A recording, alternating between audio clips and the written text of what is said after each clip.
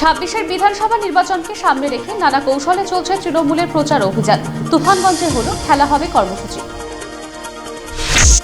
কোচবিহার পঞ্চানন বর্মা বিশ্ববিদ্যালয়ে উপাচার্য হিসেবে দায়িত্বভার গ্রহণ করলেন সঞ্চারী রায় মুখার্জি। স্থায়ী উপাচার্য পেয়ে খুশি বিশ্ববিদ্যালয় কর্তৃপক্ষ। এসআইআর ইস্যুতে তৃণমূলের ধারাবাহিক আন্দোলনের অঙ্গ হিসেবে বক্সিরহাটে হলো বিক্ষোভ আন্দোলন। এবার রাজ্য রাজনৈতিক পরিবর্তনের ডাক দিয়েছে ভারতীয় জনতা পার্টি। এ নিয়ে প্রচার শুরু হলো কোচবিহার উত্তর বিধানসভা কেন্দ্র এলাকায়। খাগড়াবাড়ি বাজারে হয় লিফলেট বিলি। পাইপলাইনের কাজ শুরু হওয়ায় মাথাভাঙা শহর চলাচলের অযোগ্য হয়ে উঠেছে। অবিলম্বে ব্যবস্থা গ্রহণের দাবি জানিয়ে হলো এসিসিআই এর স্মারকলিপি প্রদান।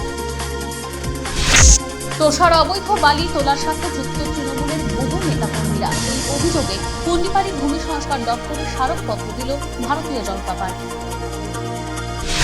বাংলা আবাস যোজনা নিয়ে কাটমানি চাওয়ার অভিযোগ উঠল তৃণমূলের বিরুদ্ধে। ঘটনাকে ঘিরে তুমুল উত্তেজনা মাথাভাঙায়।